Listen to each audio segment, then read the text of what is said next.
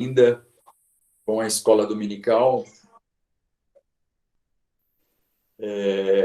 com as aulas presenciais, porque a escola dominical não tem jeito, né? As salas são bem pequenas, então não dá para manter um distanciamento aí exigido aí pelas autoridades, né? O culto, vocês viram, está com uma presença bem reduzida. Então, estamos voltando aos poucos. Eu creio que, como o reverendo Carlos disse hoje no culto, é um prazer muito grande, né, dele. Acho que foi a primeira vez que ele pregou pós-pandemia, com presença de pessoas, né? Então, é algo que nos emociona bastante, a gente poder retornar em saúde, com segurança e tudo mais, né? Graças a Deus, parece que nós estamos vencendo, né? Aí essa pandemia, obviamente com várias pessoas que talvez vocês conheçam, né? Pessoas que realmente vieram a falecer, sofreram aí a questão do vírus, né? Mas nós estamos aqui e graças a Deus por isso. Vamos começar a nossa aula e hoje eu trouxe um tema para vocês, eu até coloquei no grupo nosso de WhatsApp. Jesus não tolera uma questão que talvez seja muito presente nos tempos de hoje, assim como era também nos tempos passados, que é a hipocrisia.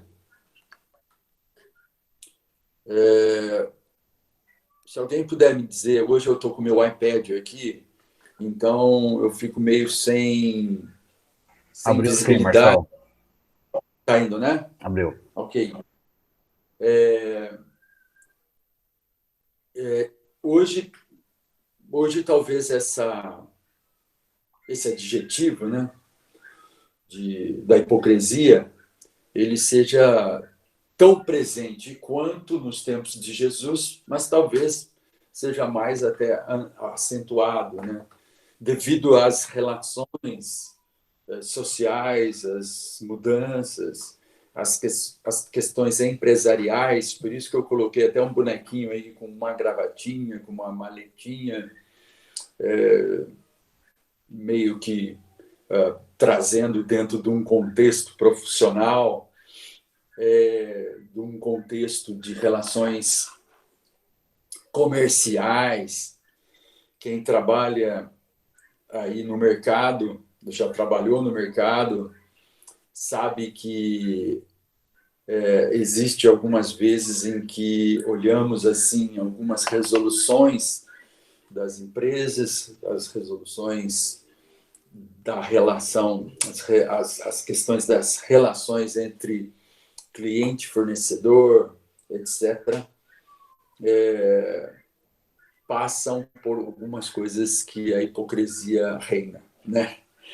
Então, e é até assim, alguns dizem que tá certo, o mercado é assim mesmo, né? Mas nos tempos de Jesus ele criticou muito essa questão, criticou muito a questão bem direta aos fariseus, e nós vamos talvez olhar um pouquinho. Isso tem a ver com a conduta da nossa ética cristã? Quero que alguém responda.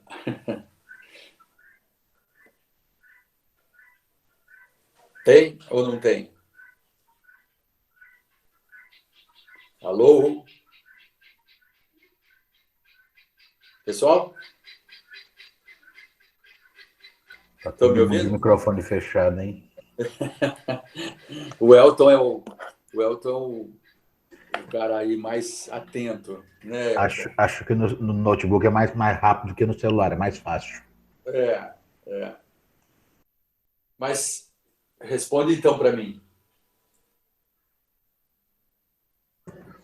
Olha, é, Acho que a hipocrisia estava lá atrás, está hoje.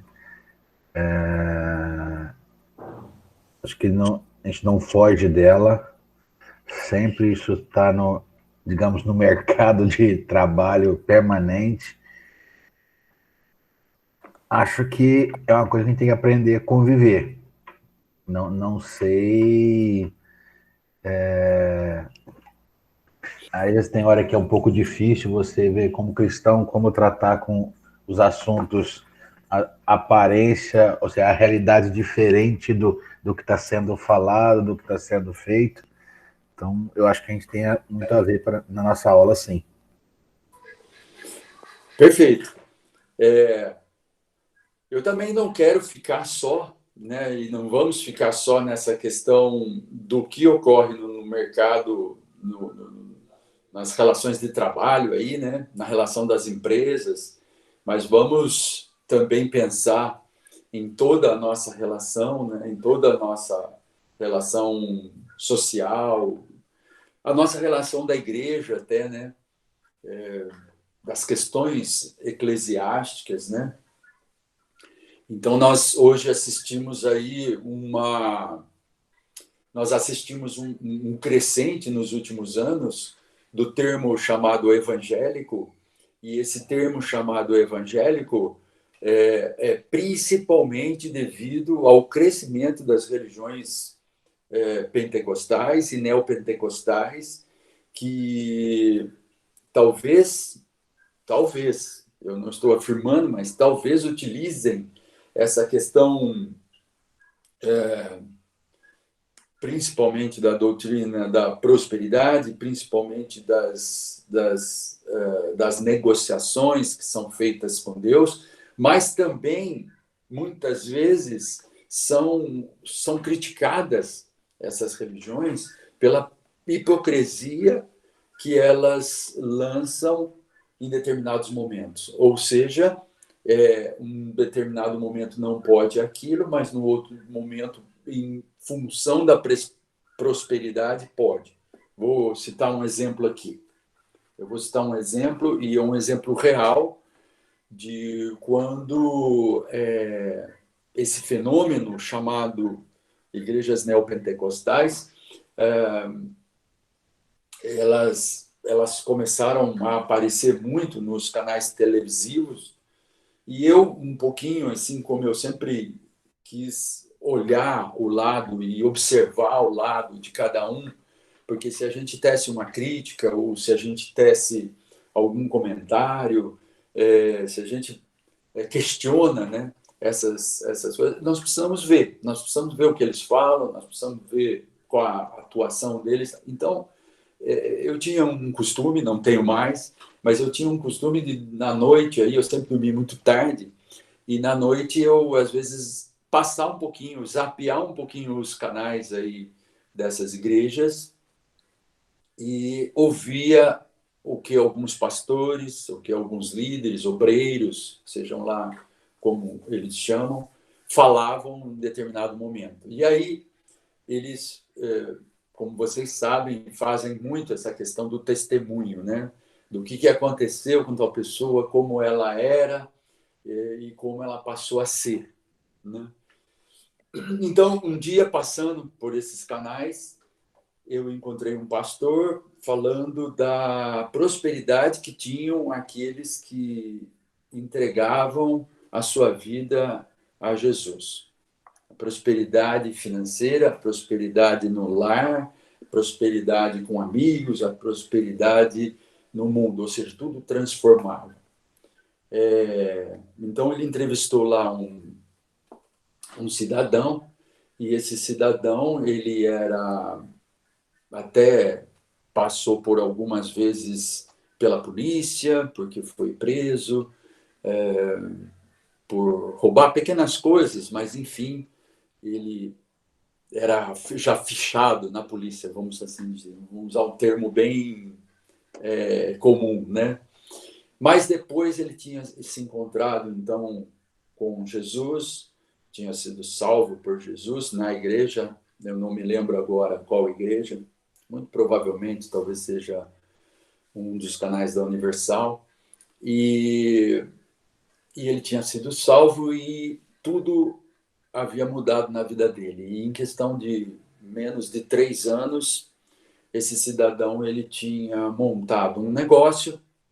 Esse negócio era uma pizzaria no começo, porque ele e um outro amigo sabiam fazer bem pizzas em forno, nesses forno iglu, assim, né? Esses fornos que tem pizzaria. Então eles resolveram começar a fazer pizza lá no bairro onde eles moravam e começaram a fazer as pizzas, etc, tal, e lá e tal, e começou a crescer. Daí abriram uma segunda pizzaria, depois uma terceira pizzaria.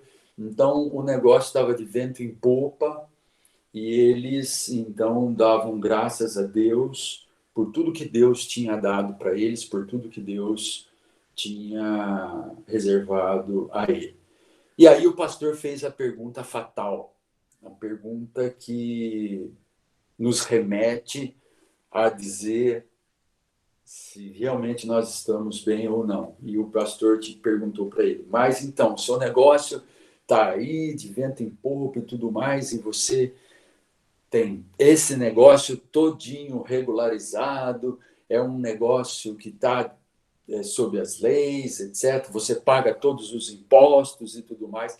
E aí o rapaz foi muito sincero. Foi muito sincero em dizer que o negócio ele ainda estava buscando a regularização, porque sabia-se então que no Brasil era muito difícil um negócio prosperar sem dar um jeitinho.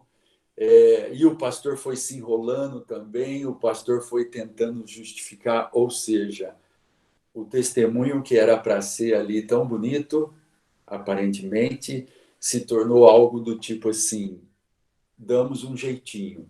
Esse jeitinho é a sonegação de impostos. Esse jeitinho é a contratação de funcionários sem os devidos benefícios, etc, etc, etc. Ou seja, a hipocrisia que reina aí no lado comercial, no lado empresarial, talvez possa realmente também estar dentro das nossas igrejas, dentro daquela relação com Deus, dentro daquilo que nós possamos entender que é uma bênção de Deus, mas com a ajuda também não de Deus, porque Deus é muito claro em todas as nossas ações, sejam elas injustas para quem talvez possa pensar: esse governo é injusto, esse governo me cobra muitos impostos, eu não consigo prosperar com um negócio se eu for totalmente correto. É a hipocrisia que perfaz toda essa questão. Então, eu estou dando só esse exemplo para introduzir esse tema tão difícil para nós, que é a hipocrisia. E para nós já pensarmos desde já se nas mínimas coisas que nós fazemos, nós não estamos sendo hipócritas. Mas aí, vamos então dizer o que é hipocrisia, né? Eu peguei esse termo aqui, ó. Hipocrisia é a arte de exigir dos outros aquilo que não se pratica. Ou seja, talvez podemos estar criticando aí a religião tal, podemos estar criticando esse pastor tal, podemos estar criticando essa pessoa tal, que foi sim ou é sim hipócrita a ponto de imaginar que Deus está abençoando o negócio dele e ele não está cumprindo com o dever para com a sociedade em si e até mandamento de Deus, não é? Então, hipócritas também estamos talvez sendo ao analisar até esse exemplo que nós demos aqui. Então, hipocrisia, a arte de exigir dos outros aquilo que não se pratica.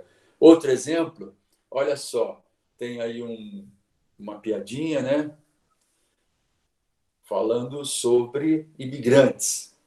muitas vezes até ficamos preocupados aí com os imigrantes do nosso país. Nosso país é um país aberto, não? Nosso país aí é um país que recebe muita gente. Nosso país é um país que recebeu, pelo drama aí de ter as nossas fronteiras com a Venezuela, muitos venezuelanos. Mas olha só a hipocrisia. Esse casal aqui reclamando dos imigrantes venezuelanos, e um dia lá atrás, familiares dele, eles próprios talvez tenham chegado de países e foram tão bem recebidos aqui no Brasil. E aí? Como vencer esse drama de pensar que o que foi bom para mim talvez não precisa ser tão bom para você, né? Então, precisamos realmente nos policiar dessa questão toda em relação ao que pensamos, ao que falamos, ao que agimos em nossas vidas em relação à hipocrisia. Mas vamos ver o que Jesus pensa sobre os hipócritas, ou vamos ver o que Jesus pensa sobre a hipocrisia. Jesus se revolta com a hipocrisia.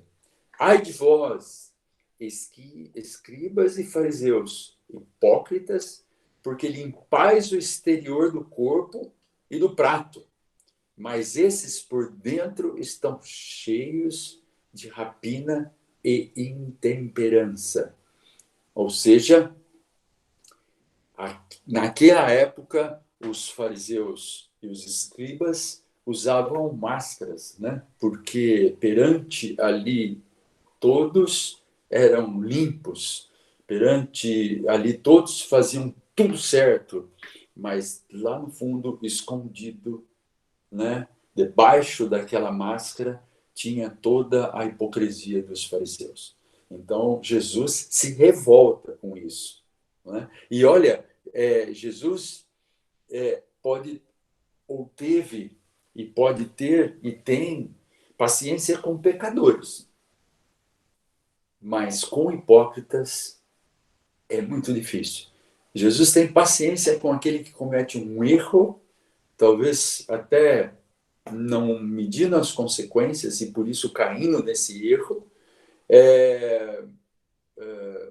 situações onde realmente esses pecadores estão ali diante de um conflito pessoal e por isso entram no pecado. Então Jesus tem essa paciência com eles. Teve paciência com a mulher adúltera, teve paciência com os cobradores de impostos lá, teve paciência com muitas pessoas, mas com a hipocrisia, com aqueles que conhecem o mal, conhecem o pecado, conhecem o bem e ficam jogando nos dois lados. Jesus era muito impaciente. Jesus era paciente com os adúlteros, com os ladrões e com os outros pecadores, mas não tinha a menor paciência com pessoas fingidas e hipócritas. As palavras mais zangadas que saíam de sua boca foram dirigidas a esses hipócritas, ou a essas pessoas. A gente vê nos evangelhos e nos relatos que às vezes que Jesus foi tão assim incisivo e falou muito duramente com as pessoas, né? Foram com essas pessoas. O que para nós representa essa figueira seca, ou seja, essa figueira que não dá frutos? Vamos ler Mateus, leia alguém para mim aí esses dois versículos 18 e 19, e é um texto tão conhecido nosso, mas vale sempre a pena ler novamente, né, as palavras de Jesus em relação a essa ilustração ou essa correlação que ele faz com a figueira, uma árvore tão importante naquela época, né, porque dava frutos e frutos que eram do dia a dia ali da dieta, né, das pessoas que viviam ali. Então, ele usou esse exemplo da figueira. Quem pode ler para nós o 21, Mateus 21, 18 e 19?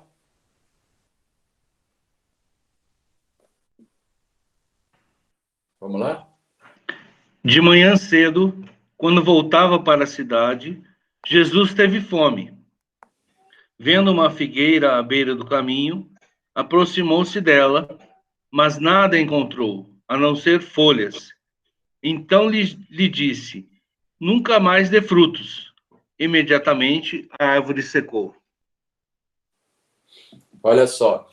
Então, se uma árvore, no momento que precisa dar frutos, que precisa mostrar, usando toda a ilustração que Jesus fez, né? Que precisa, naquele momento, dar o que ela, ou qual é a função dela a uma pessoa. Né? Ou seja, ela produz frutos comestíveis para quem tiver fome ali chegar. E Jesus estava com fome, né? Queria comer. No entanto, a árvore que deveria dar frutos figos para comer estava sem frutos. Ou seja, aquela figueira estava sem frutos. Então, é usado esse exemplo para remeter a nós. Né? Quais são os frutos que nós devemos dar? Quais são os frutos que o cristão deve dar?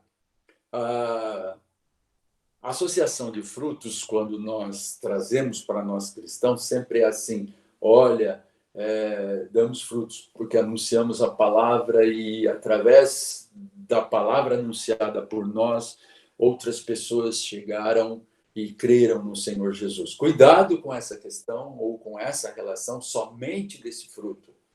Mas frutos dados por nós são boas obras também, são boas palavras, é coerência, não é hipocrisia, não é uma série de questões. Então, precisamos tomar cuidado, porque através, talvez, da palavra de algumas pessoas, talvez aí dos falsos profetas, muitas pessoas podem chegar a Jesus. Através da palavra dessas pessoas, e eles vivem uma vida totalmente incoerente. Então, os frutos que o cristão deve dar, os frutos que os cristãos devem dar, sim, talvez, pessoas que venham a aceitar Jesus através da sua palavra, mas muito mais que isso, é a vida coerente que este cristão leva. Esses são os frutos do dia a dia nosso. Os frutos de uma ética cristã, né? Nome da nossa classe, sendo vivida todos os dias. As pessoas podem dizer assim: poxa vida, mas é tão difícil andar certinho todos os dias. Sem dúvida. E Jesus sabe disso na sua vida. Na sua vida você comete erros todos os dias, não? Você comete deslizes todos os dias, você peca todos os dias. Se não fosse assim, nós nas nossas orações não estaríamos aqui pedindo perdão a Deus pelas nossas ações. Mas o grande problema é nós termos consciência do nosso pecado e continuar fazendo esse pecado. Nós termos consciência entre o bem e o mal, ser claro para nós. E nós continuarmos a fazer. E aí, então, nós somos hipócritas. Aí, então, nós estamos dentro daquela leva, dentro daquele grupo que Jesus tão abominava. Que Jesus tão dizia assim: olha, vocês são raça de víboras. Né? Esse é o termo, né? Vocês são raça de víbora. Então, Jesus foi tão duro com essas pessoas e pode ser duro conosco se nós vivemos uma vida assim tão incoerente no dia a dia. Essa figueira parecia ter frutos. Ela era uma amostra falsa. Ela era provavelmente frondosa, né? Toda verdinha lá, cheia. Quem olhava de longe falava assim: opa, encontrei aqui, encontrei algo que vai me tirar a fome. Jesus chegou lá e não havia fruto nenhum.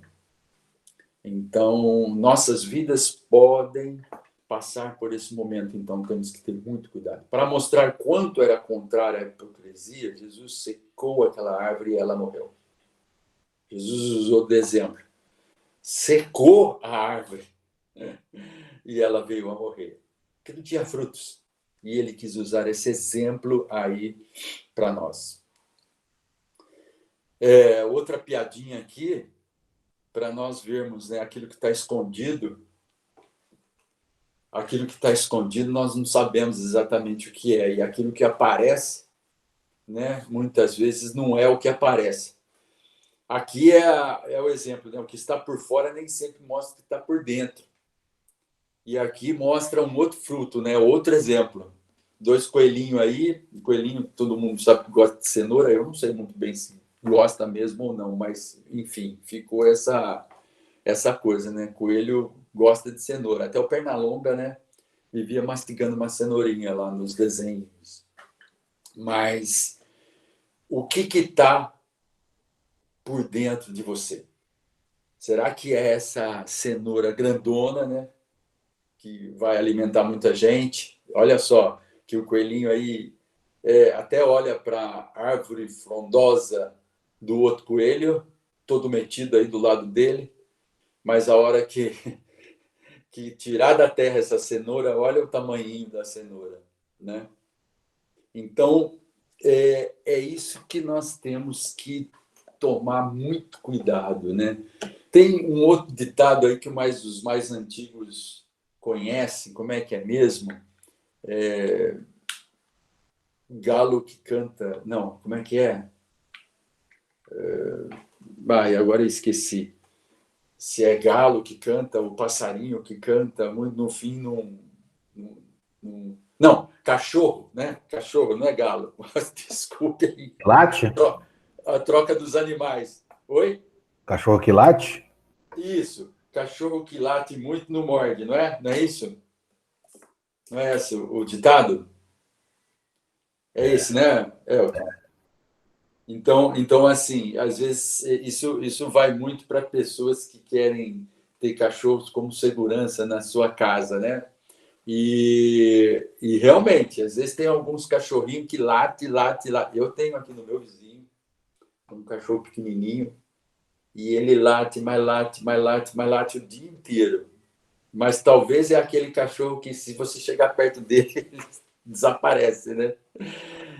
E aquele outro que é bem quieto ali, cuidado, né? Se um ladrão pular dentro de casa aí, cuidado, porque ele vai lá e realmente vai dar ali uma bela de uma mordida. Então, muitas vezes nos encontramos diante dessa situação aí, essa situação desses 2 coelhinhos aí, um todo metido com a sua árvore frondosa, sem fruto, sem a melhor substância, né, para se ter. E o outro ali com uma árvore um pouquinho mais mirradinha, tem lá o fruto muito melhor. Tem uma palavra de Paulo Freire, acho que todos conhecem. Paulo Freire foi um educador, definiu algumas questões aí na área da pedagogia, diga-se por sinal, muito mal entendidas por alguns educadores, principalmente brasileiros. Essa é a minha opinião. Eu acho que Paulo Freire tem alguns legados muito importantes, mas foram muito mal interpretados, ou são muito mal interpretados por alguns educadores, e aí a coisa fica meio bagunçada. Mas ele diz assim, uma das frases dele é: preciso diminuir a distância entre o que se diz e o que se faz, até num dado momento a tua fala seja a sua prática. Isso é cristão, ou seja, você não pode simplesmente só gargantear, né? Só falar. Ou seja, a sua prática precisa ser o espelho daquilo que você fala. Senão, realmente, o seu crédito vai por água abaixo, né?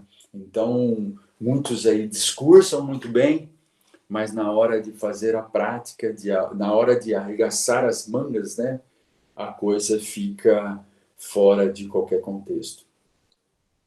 Aparecendo e escondendo. Ou seja, Em outra ocasião, Jesus se mostrou revoltado com as pessoas que gostavam de aparecer e escondiam seus pecados, não é? Ele fez um discurso contra elas na presença de uma grande multidão. Falou mal daqueles que fazem longas orações e, ao mesmo tempo, roubam o que as viúvas pobres têm em casa. Então, esse é o discurso de Jesus. Vamos ler esse discurso. A gente não tem com muita prática de fazer uma leitura um pouco mais extensa aqui na nossa classe, mas eu vou desafiar a nós a fazermos essa leitura de Mateus 23, 13, 36. E eu gostaria que alguém que pudesse fazer uma leitura muito legal para nós, boa, pudesse fazer a leitura desse trecho. Quem poderia se candidatar? Mateus 23, de 13 a 36.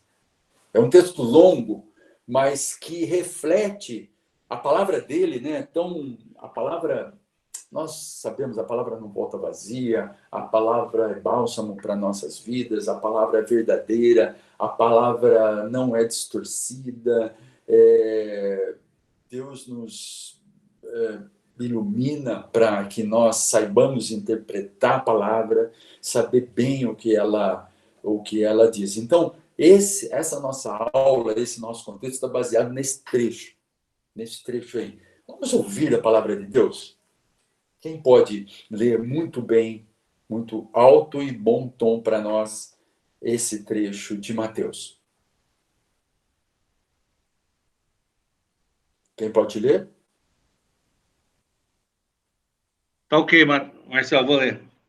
Vamos lá, Marquinhos? Marquinhos, né? Por favor. Aloio.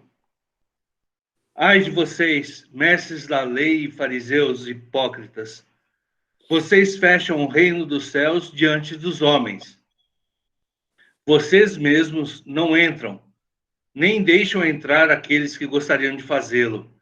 Ai de vocês, mestres da lei e fariseus hipócritas, vocês devoram as casas das viúvas e, para disfarçar, fazem longas orações. Por isso, serão castigados mais severamente.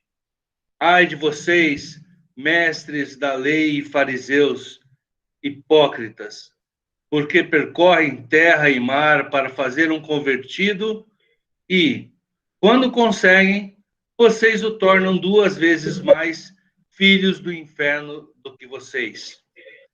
Ai de vocês, guias de cegos, pois dizem: se alguém jurar pelo santuário, isto nada significa. Mas se alguém jurar pelo ouro do santuário, está obrigado por seu juramento. Cegos insensatos, que é mais importante, o ouro ou o santuário que santifica o ouro? Vocês também dizem: se alguém jurar pelo altar, isto nada significa. Mas se alguém jurar pela oferta que está sobre ele, está obrigado por seu juramento. Cegos, que é mais importante, a oferta ou o altar que santifica a oferta? Portanto, aquele que jurar pelo altar, jura por ele e por tudo o que está sobre ele. E o que jurar pelo santuário, jura por ele e não por aquele que nele habita. E aquele que jurar pelos céus, jura pelo trono de Deus e por aquele que nele se assenta. Ai de vocês, mestres da lei e fariseus, hipócritas! Vocês dão o dízimo da hortelã, do endro e do cominho, mas têm negligenciado os preceitos mais importantes da lei: a justiça, a misericórdia e a fidelidade. Vocês devem praticar essas coisas, sem omitir aquelas. Guias de cegos, vocês coam um mosquito e engolem um camelo. Ai de vocês, mestres da lei e fariseus, hipócritas! vocês limpam o exterior do copo e do prato, mas por dentro eles estão cheios de ganância e cobiça. Fariseu cego, limpe primeiro o interior do copo e do prato, para que o exterior também fique limpo.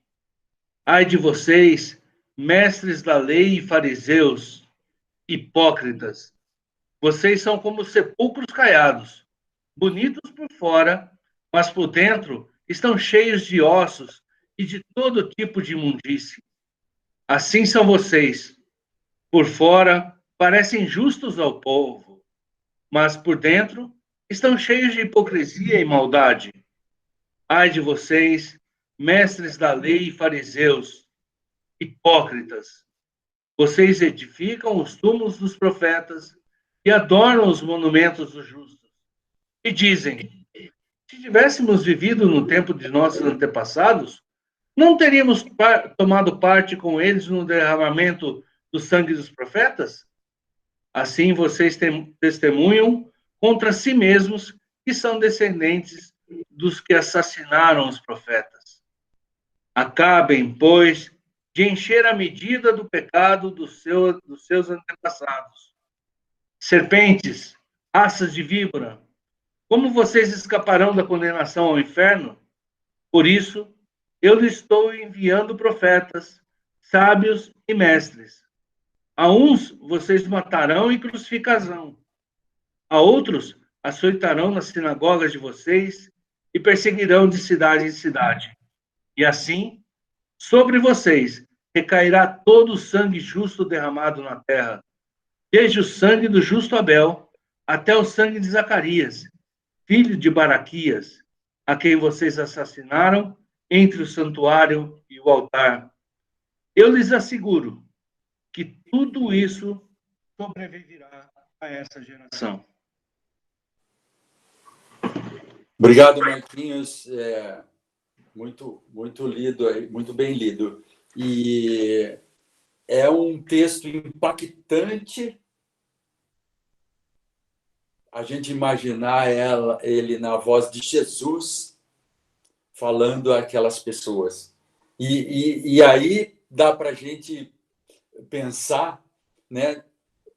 Pensem assim comigo, depois desse discurso, depois dessa fala, a raiva com que ficaram aqueles escribas e fariseus, ou seja, os mestres da lei e os fariseus ali.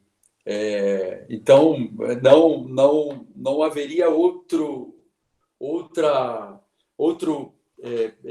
desfecho senão realmente a perseguição de Jesus e a morte de Jesus, não é? Então, sabemos de todo o plano, sabemos de toda a profecia com relação à morte de Jesus para nos salvar, a cruz, né? Mas o contexto em si, se a gente for pensar, depois dessa fala, realmente, esse cara precisa morrer.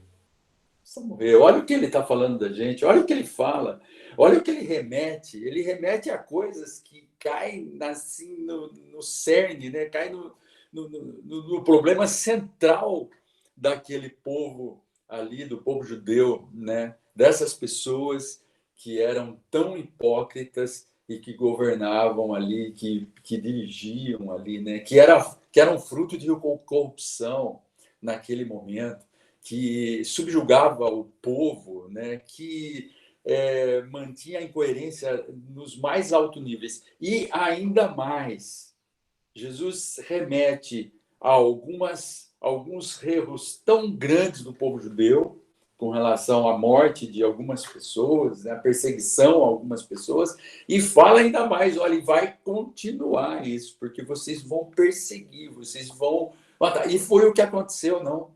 E foi o que aconteceu após a morte de Jesus, após a sua ressurreição, após o crescimento das comunidades.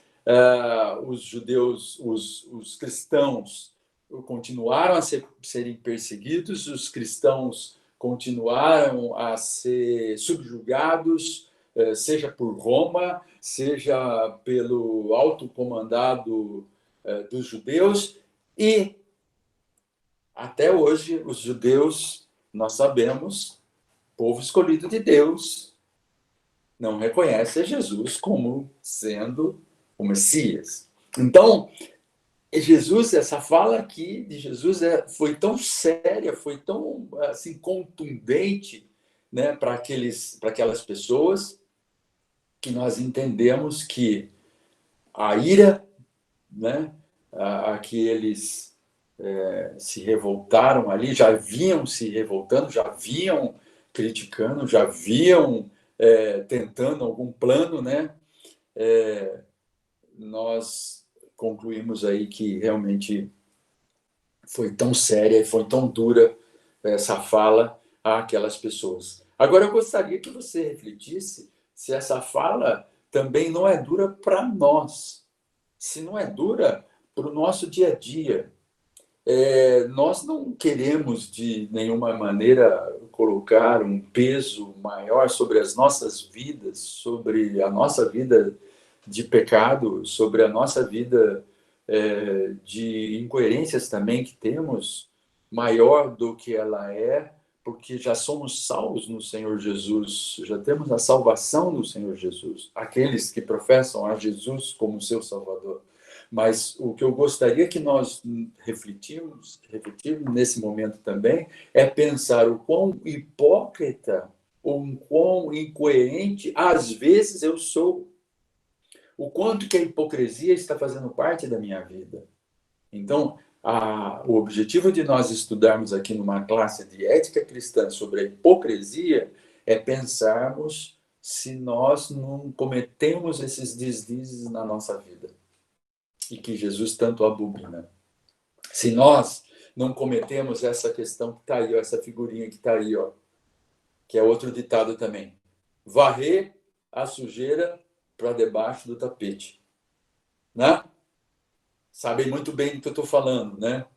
Você está varrendo sua casa, limpando sua casa, alguém vem visitar você, etc. E tá aqui o tapete, varre essa sujeirinha aí para debaixo do tapete. Varre este probleminha que eu tenho para debaixo do tapete.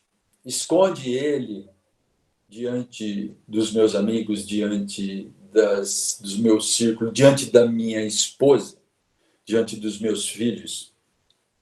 Varre essa sujeirinha aí, deixa ela de lado. Ninguém está vendo. Jesus está vendo, assim como via todas as incoerências daquele povo lá, sem ninguém ter contado para ele, sem ninguém ter falado. Ele sabia de tudo que aqueles homens faziam, do que aqueles fariseus faziam. E Jesus sabe de tudo aquilo que nós fazemos, de tudo aquilo que nós escondemos, de tudo aquilo que é varrido para debaixo do nosso tapete. Então, é sério essa questão da incoerência ou da hipocrisia que podemos estar cometendo. De novo, voltando aí aos evangelistas, né? De novo, voltando, agora que nós também estamos na TV, né? Nossa igreja também está no YouTube, né? Nossa igreja também está nas mídias sociais, né? Muitos membros da nossa igreja hoje estão vendo pela televisão. Então, aí, ó, vale a pena. Esse programa religioso é pura ficção. Qualquer semelhança com fatos ou pessoas vivas é mera coincidência. Nós não podemos fazer da vida cristã, nós não podemos fazer da nossa vida, nós não podemos fazer da nossa religião, nós não podemos fazer da nossa igreja algo fictício, algo como uma série aí da Netflix, para ser mera coincidência. Nós temos que ser reais, nós temos que ser autênticos. Nossa igreja tem que ser autêntica. Se prega o evangélico, tem que ser autêntico no pregar o evangelho. Nossa igreja não pode ter incoerência. Nossa igreja não pode pregar aquilo que nós não fazemos. Se dizemos que somos irmãos, que temos comunhão, então temos que viver essa comunhão. Se dizemos que somos cristãos e ajudamos as pessoas, então temos que mostrar que ajudamos as pessoas. Se trabalhamos com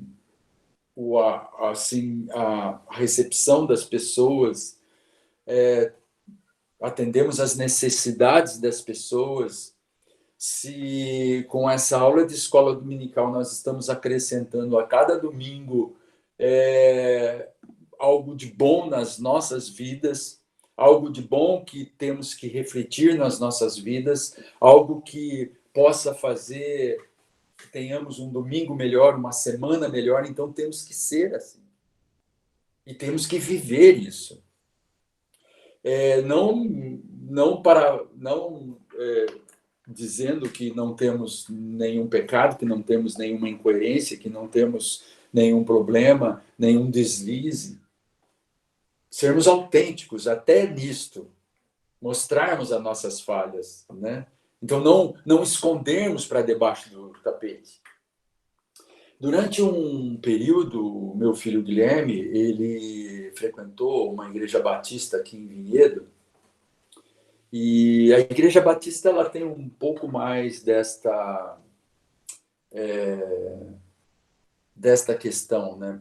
A questão que eu vou falar agora, que é a questão dos testemunhos, a questão, às vezes, de procurar as pessoas realmente as falhas, e essas falhas possam ser expostas, e porque eles creem que com essa exposição, com esta autenticidade dessa relação, as pessoas são devidamente curadas ou são curadas desses seus problemas. E tem um programa nessa igreja batista de Vinhedo, chama Iba Viva, Igreja Batista Água Viva, em Vinhedo. O Guilherme foi membro lá durante o tempo que ele estava fora aí da igreja presbiteriana, pelas suas andanças aí, até voltar novamente. Hoje ele é membro lá da igreja presbiteriana de Alphaville, em São Paulo. Mas ele esteve aí nessa igreja e eles têm um programa lá, um grupo, que eles chamam de Celebrando a Redenção. Celebrando a Redenção. Ou seja, todas as pessoas que querem resolver algum problema que possa estar assim corroendo a vida deles, etc., entra nesse grupo. Talvez eu esteja exagerando aqui na comparação, mas é mais ou menos assim como são os alcoólicos anônimos, assim, as pessoas que querem vencer as drogas, sabe, aqueles grupos onde todo mundo vai e ali conta o seu problema, expõe o seu problema e abre muito o seu problema, né? Então, uma vez o Guilherme me convidou para ver o dia lá que esse grupo, as pessoas desse grupo estavam então no culto, então vinham no culto e contavam um pouco do seu problema, assim, brevemente do seu problema, e como aquele grupo o ajudou a recuperar. Então, tinha gente ali que tinha vivido nas drogas, tinha gente ali que tinha vivido no álcool, tinha gente que tinha vivido ali no vício do sexo, tinha gente que tinha adulterado. Então, pessoas que se expunham ali, então, naquele momento, já tinham se exposto muito grandemente no grupo, né? E ali, naquele dia, então, estavam celebrando, por isso que chama celebrando a redenção, estavam celebrando a redenção daqueles problemas, ou daquele problema. Aquele problema tinha sido curado, então, por Jesus. É uma forma que eles pensam, ou que eles agem dessa forma. Nossa igreja não tem, por exemplo, uma coisa assim. Nossa igreja, muito provavelmente, as pessoas se expõem algumas vezes para o seu pastor, se expõem algumas vezes para os presbíteros. Então, às vezes sabemos de determinadas questões sérias que afligem os nossos membros, as nossas pessoas e o quanto que nós podemos ajudar. Mas a igreja, seja de uma forma, seja de outra, ela não pode viver uma ficção. Ou seja, essas questões, elas precisam sim vir à tona das pessoas, né? E nós, como irmãos, nós, como cristãos, então, ajudarmos.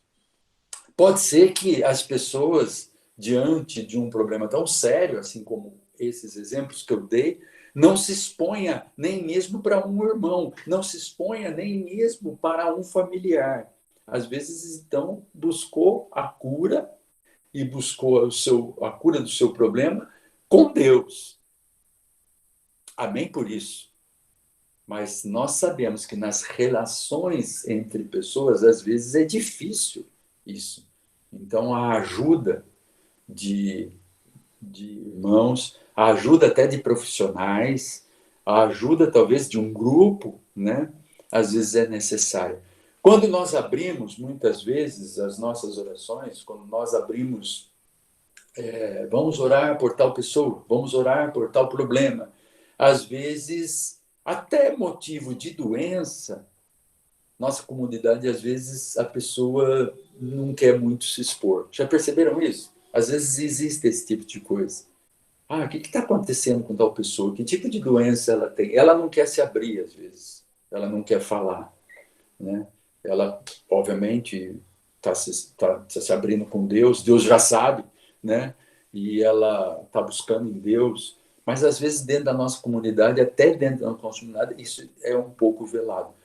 O que eu estou querendo dizer aqui é que nós, como cristãos, nós, como religião, nós, como Igreja Presbiteriana de Campinas, não podemos viver uma ficção. Nós temos que realmente viver este momento e não varrer os nossos problemas, sejam eles quais forem, para debaixo do tapete e dizer assim, está tudo bem comigo, né?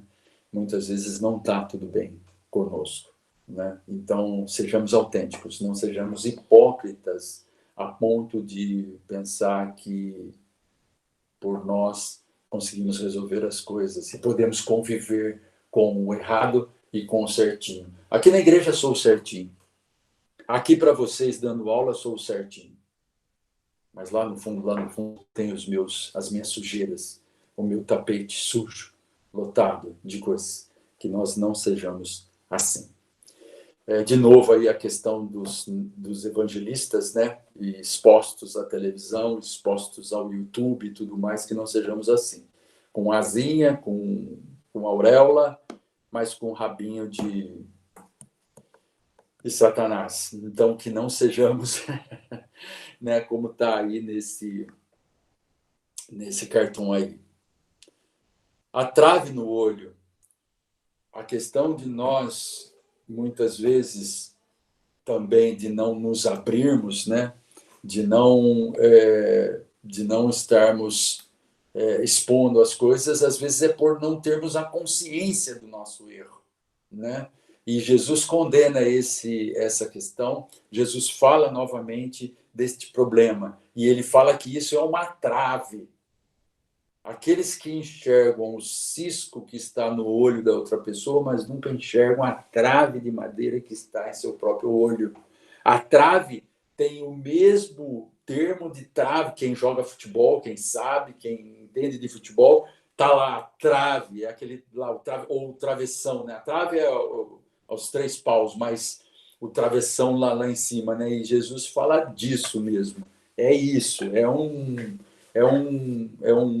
pedaço de madeira enorme, né? E muitas vezes estamos apontando o cisco lá no olho do querido, do irmão. Um cisco que com uma sopradinha aí pode sair do olho da pessoa. Mas aquela trave pode causar um impacto muito grande na vida da pessoa e nós não estamos enxergando. Ou seja, é tão grande que nós não estamos enxergando o nosso erro. Isso aí está em Mateus 23, 13 até 36. E eu gostaria que ficasse de lição de casa para vocês. Lição de casa para nós lermos Mateus 23, 13 até 36, e entendermos o que Jesus está querendo dizer com essa trave no nosso olho, ou seja, aquilo que não nos deixa enxergar os nossos erros. Eu gostaria de ouvir um pouquinho vocês agora, alguns ou testemunhos, ou exemplos, ou questões que pudessem nos levar a um entendimento melhor dessas questões. Quem puder colaborar, eu gostaria de ouvir vocês. Vamos lá?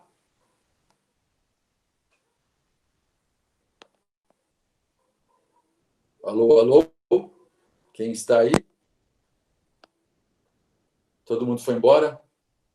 Então vamos acabar a aula?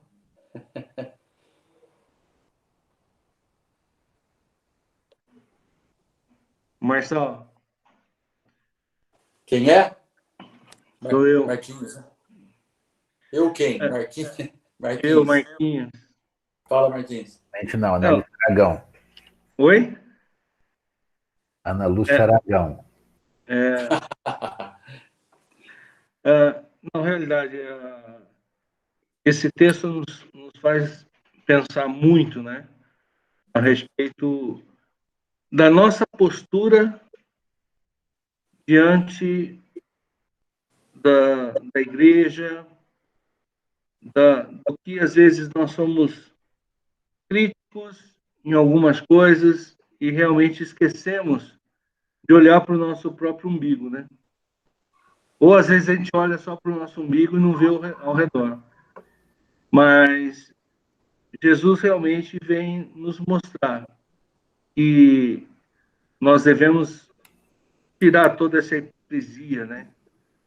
Talvez esse excesso de religiosidade que existe em alguns casos, não de religião, mas de religiosidade, uma forma mais humana de relacionamento dentro da igreja, né?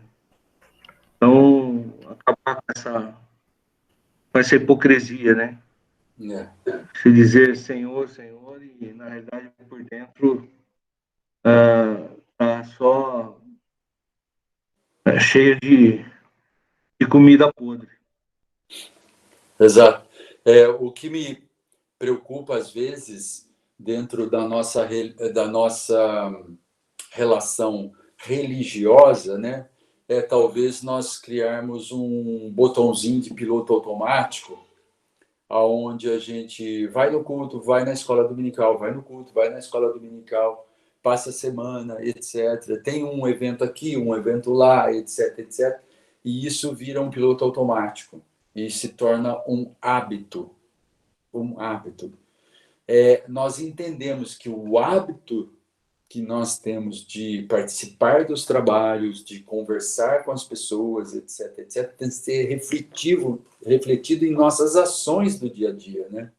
Se as minhas ações, seja no trabalho, seja no lar, seja na escola, seja nas novas amizades, etc., não espelhar este hábito que eu tenho religioso, de nada vale, né? Porque senão o hábito está ali dentro, está dentro daquelas 4 paredes ali da General Osório 609 e não sai dali. E ali, então, eu dou uma aula muito boa aqui, eu converso com os meus amigos, a gente vai no almoço da igreja, que eu estou com tanta saudade, né, dos nossos almoços lá, etc., converso, brinco, etc., e fica ali, só nas 4 paredes. E isso é um hábito que não espelha. Há exemplo disso, ou com relação a isso, Jesus era comprometido com os sofredores. Jesus se declara comprometido com os sofredores desse mundo. Ele diz categoricamente que foi escolhido por Deus e enviado por ele no poder do Espírito para alcançar os pobres, os aflitos, os escravos e os encarcerados. Olha que classe de pessoas tão assim sujeita à vulnerabilidade, né? O termo hoje nas questões sociais é tão citado várias vezes, né? Pessoas em vulnerabilidade, né? Então, que são os pobres, os aflitos, os escravos, os encarcerados. Se nós, na nossa religiosidade pode ter duas conotações, a má e a ruim, né? Como o Marcos até mesmo disse, né? Se nós formos revestidos de religiosidade somente por fora e não tiver por dentro isso, não tiver fazendo parte do nosso dia a dia, pouco nós vamos fazer para os pobres, pouco nós vamos fazer para os aflitos, para os escravos, então, sejam os modernos escravos aí de alguma questão, ou encarcerados mesmo, seja literalmente, ou encarcerados nos seus pecados, nos seus problemas, encarcerados em alguma coisa que nós, como cristãos, temos que ajudar, então pouco nós vamos agir. Quando eu penso em vulnerabilidade, né, eu penso bastante na nossa associação, a AEA, e a gente vê a ação que a gente faz nesses 3 bairros onde nós estamos, e aí eu penso, é vulnerabilidade mesmo que existe nesses lugares. Uma vulnerabilidade tão, assim, doída para alguns que realmente passa a emocionar a gente quando a gente está em contato, ou quando a gente sabe de um problema, ou quando a gente sente um problema muito próximo. E olha, como tem problema, como nós sabemos de problemas. Desde ver o traficante procurado pela polícia levando o seu filho lá numa das nossas escolas, levando o seu filho, porque o filho dele estuda lá. E ele é traficante. E ele é procurado pela polícia. Não sei como que a polícia não encontrou ele, mas ele está lá. Ele leva o seu filho lá. E aí a gente pensa, o que nós estamos fazendo, ou como que nós vamos ajudar essa criança que é filha de um traficante, ou aquela criança que é filha de uma prostituta, que a gente sabe. E a prostituta leva a sua criança lá na escola porque ela, durante o dia inteiro, ela precisa trabalhar, vamos chamar assim. Ou, como numa outra unidade, uma das nossas adolescentes, 14 anos, se engravidou, teve o seu bebê agora recentemente. E na casa que ela morava, o problema criado lá, os pais, os pais, no primeiro momento, não queriam acolhê-la, queriam mandá-la fora de casa, e aí nós tivemos que intervir lá, conversar com a família, a nossa assistente social, a Cristina, que é a diretora, conversamos e tentamos deixar o melhor ali para elas, e aí o pai e a mãe concordou e falou assim, tá bom, ela pode ficar aqui nesse quartinho. No quartinho não tinha telha, chovia dentro lá da casa, e aí nós conseguimos lá um recurso, cobrimos a casa, fizemos um quartinho lá, doamos um berço para o bebê, enfim, amenizamos o problema do erro daquela adolescente, e aí nos questionamos também, puxa, por que ela, adolescente, sendo uma das nossas educandas, cometeu esse problema? Cometeu esse problema, esse erro, porque é vulnerável, está vivendo vulnerabilidade, está vivendo num lugar onde tem muita vulnerabilidade. O pouco tempo que ela fica conosco lá é pequeno em relação ao maior tempo de vulnerabilidade que ela vive em outros lugares.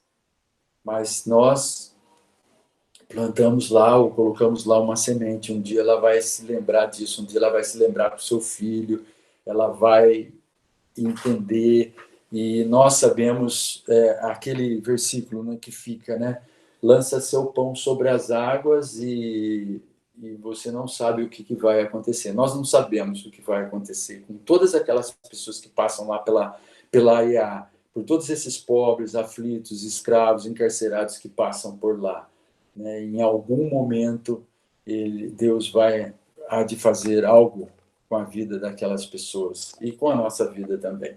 Então, Jesus comprometido com os sofredores, ou seja, a hipocrisia jamais esteve presente no que Jesus estava falando às pessoas, né? E do que Jesus quer com a nossa vida. Que a nossa vida seja menos incoerente, que a nossa vida seja jamais hipócrita.